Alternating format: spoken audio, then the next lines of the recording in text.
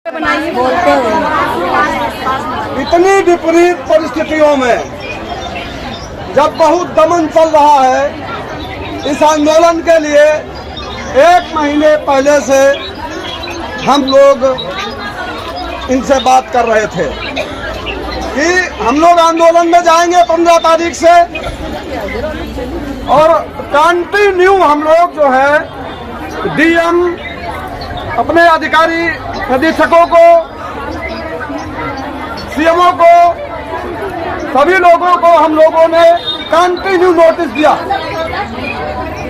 उसके बावजूद भी ये बहुत ज्यादा होशियार लोग हैं, सत्ता में बैठे हुए लोग, ये इतने होशियार हैं, इनको लगा कि ये एक कार्यक्रम पोलियो का लगाया जाए, और जब इनके हाथ में डिब्बा आ जाएगा तो 8 दिन 7 दिन डिब्बा छूटेगा नहीं, तब इनके ऊपर आरोप लगाया जाएगा कि ये हजारों लाखों रुपए की वैक्सीन, ये पैसा आपसे वसूला जाएगा, और आपको डराकर फिर से इस हड़ताल को पूरा खत्म करने का खेल चल रहा था। ये हमारे अधीक्षक, जो हमारे सरकारी अस्पतालों के पीएससी सीएससी में अधिकारी हैं, वो कल जिस तरह का दबाव बना रहे थे कि ये पोलियो राष्ट्रीय कार्यक्रम है, इसे नहीं रोका जा सकता, तो क्यों नहीं रोका जा सकता? हम लोग 1 महीने से बराबर नोटिस दे रहे थे कि हम 15 तारीख से हड़ताल पर जाने वाले हैं, तो आप 10 दिन 12 दिन पहले ये बात कर सकते थे सरकार के साथ कि इनके साथ वार्ता करिए। ये जो अधिकारी बैठे हुए हैं, ये सिर्फ हम लोगों को रोकना जानते हैं, हमारा दमन करना चाहते हैं। ये हमारी बात ऊपर क्यों नहीं पहुंचाते हैं, हमारी बात क्यों नहीं करते? अप्रैल मार्च से आज तक जो ये आप लोगों का मानदेय नहीं है, जो भी ये आपका क्या बोलते हैं इसको, जो भी पारितोषिक राशि है, ये पारितोषिक राशि जो भी है 2000 रुपए, ये 8 महीने से पारितोषिक राशि नहीं दी गई। तो ये हम लोगों की अक्टूबर में हम लोग लखनऊ जब गए, इसमें बहुत सारी बहनें गई होंगी, तो वहाँ वार्ता हुई, वहाँ बात की गई कि ये दीपावली का त्योहार आ रहा है, तो कुछ पैसा इनका डाला जाए, लेकिन दीपावली बीत गई, आप लोगों का कोई पैसा नहीं आया। ये 1-1 लाख 2-2 लाख 2.5 लाख रुपए का वेतन पाने वाले लोग आज हमारी मजबूरी को नहीं समझ रहे हैं और हमको हड़का रहे हैं, धमका रहे हैं। लेकिन अब ये चलने नहीं दिया जाएगा, ये लूट का खेल, ये जंगल राज चलेगा नहीं। अभी जब ये हड़ताल का हम लोगों ने आह्वान किया, और उत्तर प्रदेश में इस समय कोई आंदोलन में नहीं है, उत्तर प्रदेश आशा वर्कर्स यूनियन के अलावा कोई आंदोलन में नहीं है। योगी सरकार एस्मा लेकर आ गई। थोड़ा पत्ती थोड़ा वो उठवा लो, बोलिए तो पंपलेट कहाँ है? पंपलेट उठा लो, पंपलेट उधर को उठाओ, उधर को, ऐसे सर की तरफ, सर की तरफ। अरे उल्टा कर दो ना यार, ऐसे कर दो यार, ऐसे।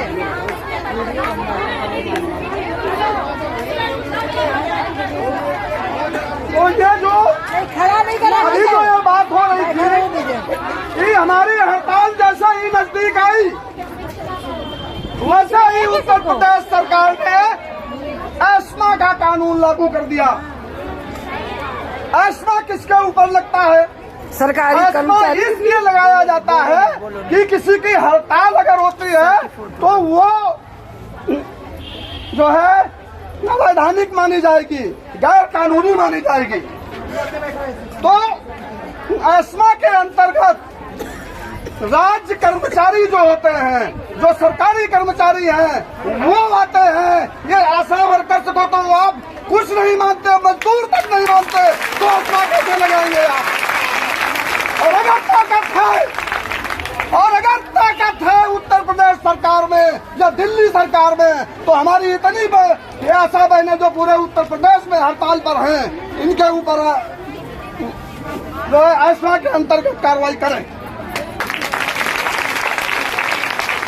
ये जो लोग हुक्मरान हमारे जो बैठे हुए हैं, जो लोग सत्ता में बैठे हुए हैं, बस जो चरित्र इनका है उसको बस खाली इस बात से आप एक आइडिया लगा लीजिए, अनुमान लगा लीजिए कि हमारे पहले जो नेता होते थे उनको बहुत अच्छे नामों से पुकारा जाता था। वो अपना नाम रखते थे, वो कोई बाबा कहते थे, कोई चाचा नेहरू होते थे, गांधी बाबा होते थे, या बाबूजी होते थे, या बाबा साहब होते थे। बैठ जाइए, जल्दी जागरण से हैं, बैठ जाइए। नहीं किया आज लेकिन जो दौर है, हमारे योगी जी जो उत्तर प्रदेश के माननीय मुख्यमंत्री हैं, वो अपने आप को बुलडोजर बाबा कहलवाना पसंद करते हैं।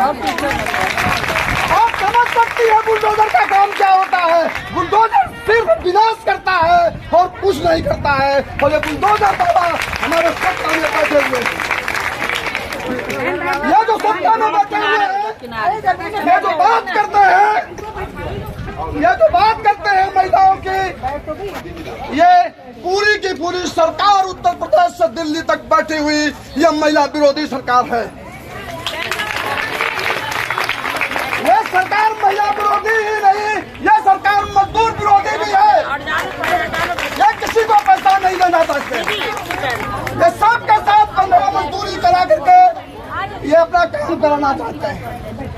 अब आप लोगों को हमें ये इतने लोग यहाँ खड़े हैं, ये लोग भी सुन लें कि 2000 रुपए में 1 महीना काम करवाया जाता है इन आशा बहनों से, और 24 घंटा की ड्यूटी। 2000 रुपए 2 दिन की दिहाड़ी है न्यूनतम मजदूरी के हिसाब से। तो क्या ये 28 दिन का काम आप लोग बेकार में करती हैं? ये सामंतवाद की ओर बढ़ते हुए कदम है, और इन कदमों को हमें रोकना होगा। ये जो सरकारें हैं, इनके बारे में मैं एक बात और बता दूं। हमारा जन्म जो है आजादी के 10 साल 20 साल बाद हुआ, 25 साल बाद हुआ, तो उस समय आजादी की चेतना थी, तो हम इतने बड़े हुए, उस आजादी को मैंने देखा।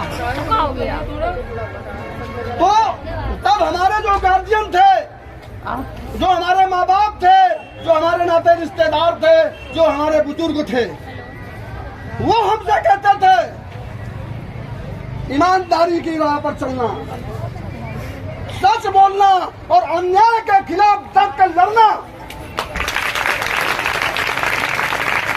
लेकिन आज जब कहीं अन्याय होता है और जब मैं कहीं खड़ा होता हूँ, यह हमारे बुजुर्गों ने मुझे सिखाया था कि अन्याय के खिलाफ खड़े होइए। मैं ऐसा नहीं हूँ,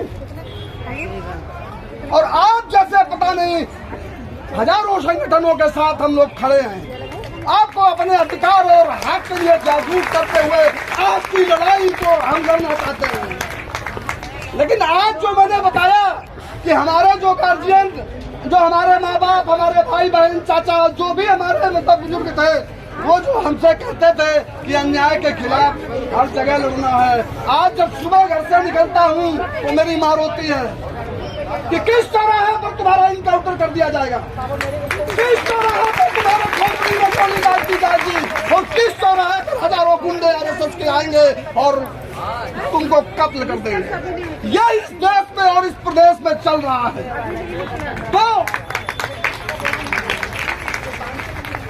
तो हमको यह सरकार जो है, ऐसी सरकार के साथ हमको जो तैयारी है, इससे और बेहतर तैयारी के साथ हम लोगों को मैदान में उतरना है। यह आसान नहीं है लड़ाई, यह युद्ध है, और युद्ध की तरह लड़ना होगा। जो हमारा दुश्मन है वो बहुत ताकतवर है, उसके पास साधन है, संसाधन है, और एक पूरा शासन प्रशासन का पूरा अमला है। कल देखा होगा आप लोगों ने, पूरा उत्तर प्रदेश का स्वास्थ्य महकमा बिलबिला उठा। कल आप लोगों ने एक बार विरोध की आवाज उठाई तो पूरा श्रेष्ठ महकमा बिजली उठा। अभी तो ये शुरुआत है। योगी साहब सुन लीजिए, हमारी आवाज वहां तक पहुंचेगी जरूर। योगी साहब सुन लीजिए कि अभी तो ये अंगड़ाई है, आगे और लड़ाई है। तो दर्द जब अपनी हदों को पार कर जाता है, दर्द जब अपनी हदों को पार कर जाता है तो व्यक्ति कुछ भी कर गुजरने के लिए तैयार है। अब आपका दर्द आपकी हदों को पार कर दिया। अभी आज सुबह वो हमारे यहाँ हमारा कानपुर का देहात का मैथा का एक हमारे पास लेकर आया है। तो जो वो ऐसी है वहाँ के, उन्होंने लेटर जारी किया था उनके नाम। वो सीधा लिख रहे हैं कि उत्तर प्रदेश में एस्मा लागू है और आप लोग हड़ताल नहीं कर सकते हैं, और अगर हड़ताल करेंगी तो आपको सस्पेंड कर दिया जाएगा। अरे किसको सस्पेंड करोगे जिसकी नौकरी ही नहीं है, जिसकी कोई नियुक्ति ही नहीं मांगते, और उसको यह नहीं पता है कि एस्मा मजदूरों पर लगाया जाता है, सरकारी कर्मचारियों पर लगाया जाता है। और आप हमको ना तो राज्य कर्मचारी मानते हैं और ना ही मजदूर मानते हैं। हम क्या मांगते हैं? हमने क्या मांग लिया सरकार से? कोई आसमान तो नहीं मांग लिया, कोई पूरी धरती तो नहीं मांग ली। हमने अपना हक मांगा है, अपना हक मांगा है, अपनी मेहनत का पैसा मांगा है, अपने खून पसीने की कीमत मांगी है। और अगर पवीन की देना चाहते हैं आप तो हम लड़के लेंगे, हम छीन के लेंगे, हम लेके रहेंगे।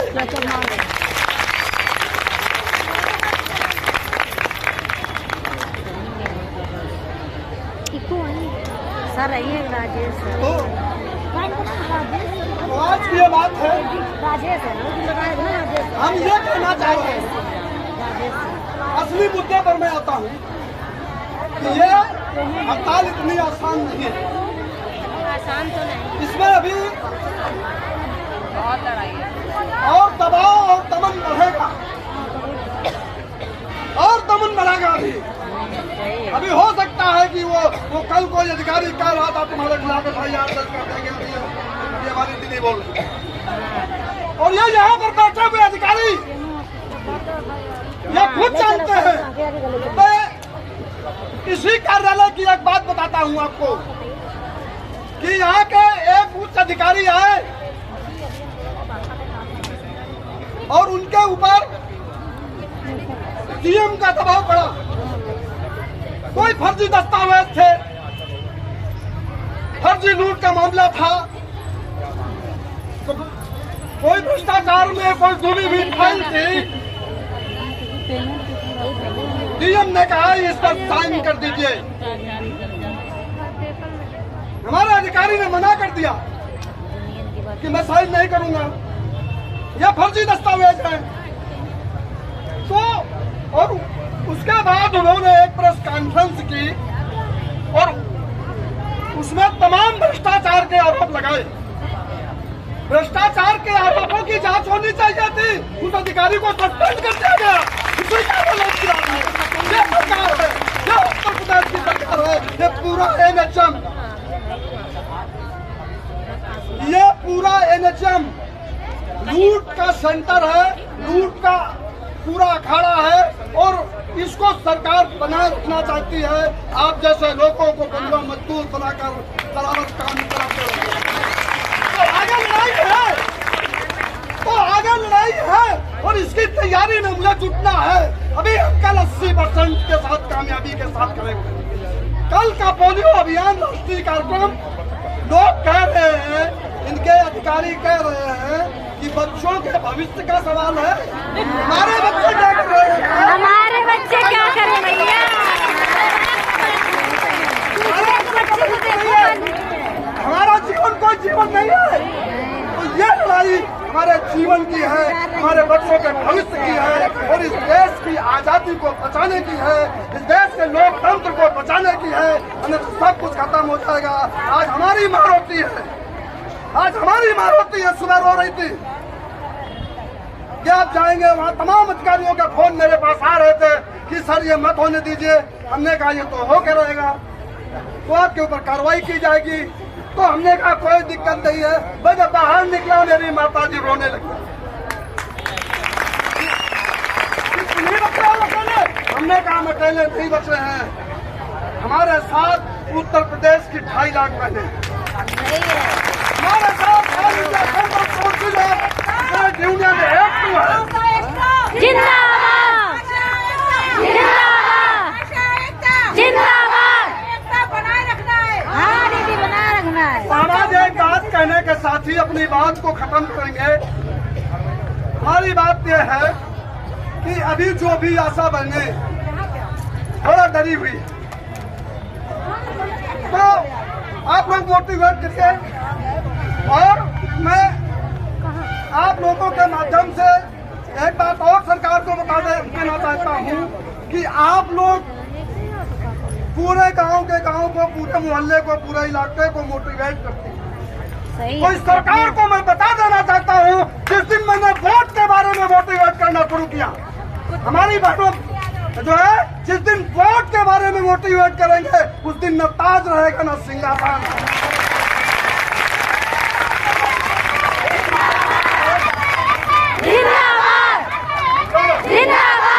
तो ये तैयारी आप लोग बनाइए। और ये आज की लड़ाई नहीं है, आज ये शुरुआत है।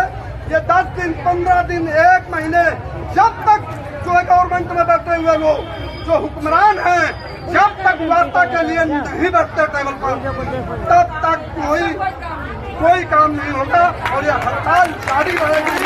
ये भारत के इतिहास की, ये खाली उत्तर प्रदेश नहीं, ये भारत के इतिहास की महिलाओं की सबसे बड़ी लड़ाई है।